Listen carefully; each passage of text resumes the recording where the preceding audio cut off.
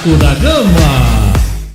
Fala família vascaína, aqui é Erasmo Romão comandando mais esse vídeo do Vasco 10 nesse dia 7 de outubro, terça-feira.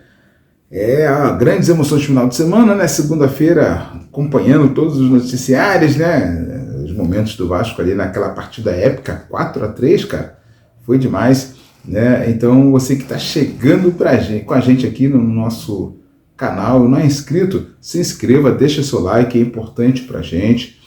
Seu comentário também faz a diferença, seu nome e sua cidade, que rola aquele abraço no final do vídeo. E lá no Instagram você pode acompanhar a gente também lá, @Vasco10RD. Tá? E compartilha aí com os amigos aí todas as nossas postagens, lá nos grupos de WhatsApp, na família, isso faz muita diferença pra gente também.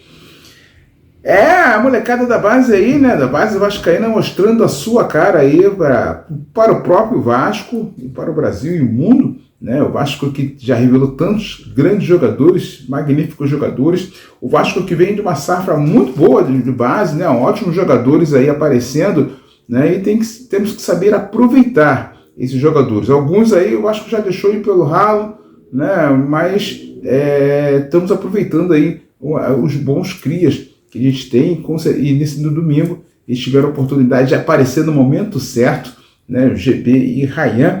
Eu quero chamar meu amigo Gilson Santos, né, que vai trazer essas notícias e outras notícias do Vasco da Gama. E aí, Gilson? Muito bom dia, Erasmo Romão, e a você que está chegando ao Vasco 10 dessa terça-feira. E após a vitória épica do Vasco da Gama no domingo em São Januário contra o Vitória, o Vasco da Gama deu 2 dias de folga para os seus jogadores, menos para um deles, o lateral Paulo Henrique, que embarcou logo após a vitória do Vasco, foi para Santa Catarina, onde mora os seus familiares, e ao chegar no estado catarinense, o jogador foi surpreendido positivamente com as notícias de convocação para a seleção brasileira. Paulo Henrique teve que voltar às pressas para o Rio de Janeiro para se apresentar à CBF, onde embarcou para Seul, onde a seleção brasileira jogará na próxima sexta-feira, dia 10, contra a Coreia do Sul. Paulo Henrique ainda terá a oportunidade de jogar no próximo dia 14, onde a seleção fará o seu último amistoso nesse mês contra a seleção do Japão.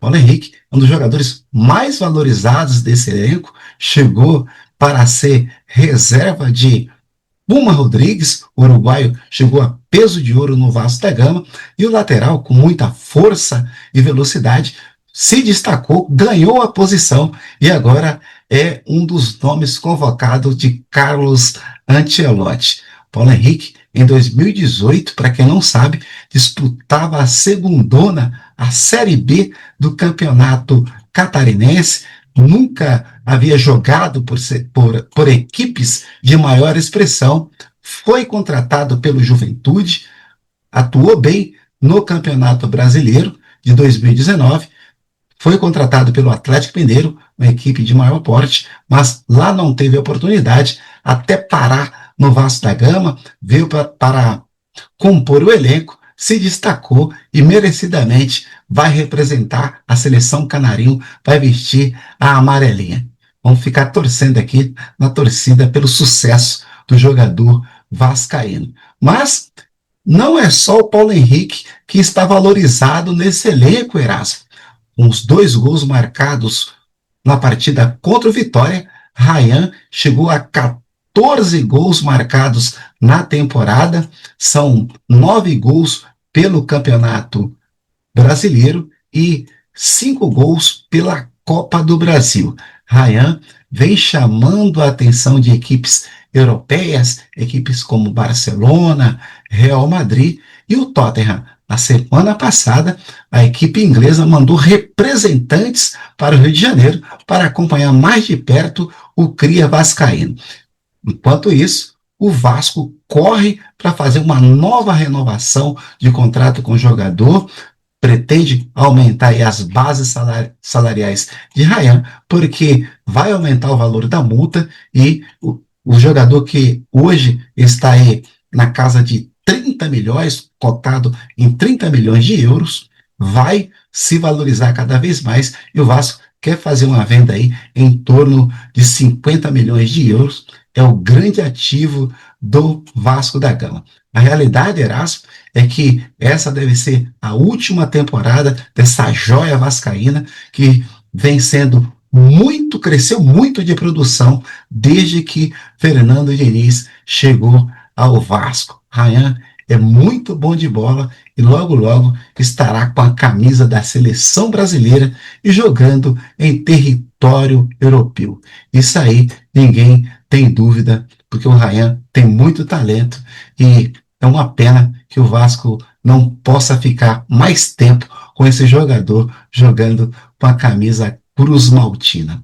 E Erasmo, quem assistiu a partida de domingo, Vasco da Gama e Vitória, viu um gramado de São Januário muito castigado. Algumas manchas verde clara no gramado, que destoava da cor natural do gramado. Ficou muito feio, inclusive as imagens de televisão destacavam muito essas manchas no gramado, e o Vasco vai aproveitar esse período aí de parada, data FIFA, são 9 dias, já acionou a empresa que faz manutenção de gramados, a Greenleaf, e o Vasco vai tentar dar uma melhorada nesse gramado até o final do ano. São Januário sempre teve um bom gramado e está muito feio, muito além das tradições de bons gramados do estádio do Vasco da Gama. Erasmo, fico por aqui e volto amanhã para trazer mais notícias sobre a apresentação dos jogadores. Vão se reapresentar aí na próxima quinta-feira e o Vasco vai iniciar um grande período de preparação para poder recuperar jogadores que estão lesionados e para que eles possam ficar à disposição do técnico Fernando Diniz. Fico por aqui. Um grande abraço e volto amanhã para falar de Vasco. É isso aí, Gilson. Falando sobre a base, né? Esses garotos sabem o que é Vasco. Primeiro, a primeira vantagem de usar a base é essa. Os garotos já sabem a pressão que é o Vasco, já sabem o tamanho que é o Vasco, né?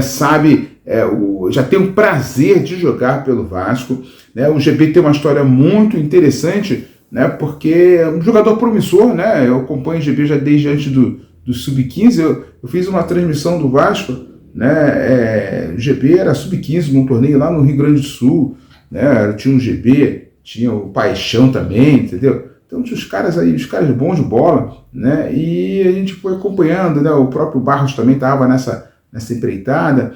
E aí a gente vai acompanhando, vai gostando, né, do jeito do jogador, vendo o jogador, a identidade vascaína no jogador. Então ser da base, né? A base sabe o que é Vasco e normalmente eles têm todo o sentimento de vascainidade, né? O GB foi negociado lá para a Turquia, né, para o Fenerbahçe.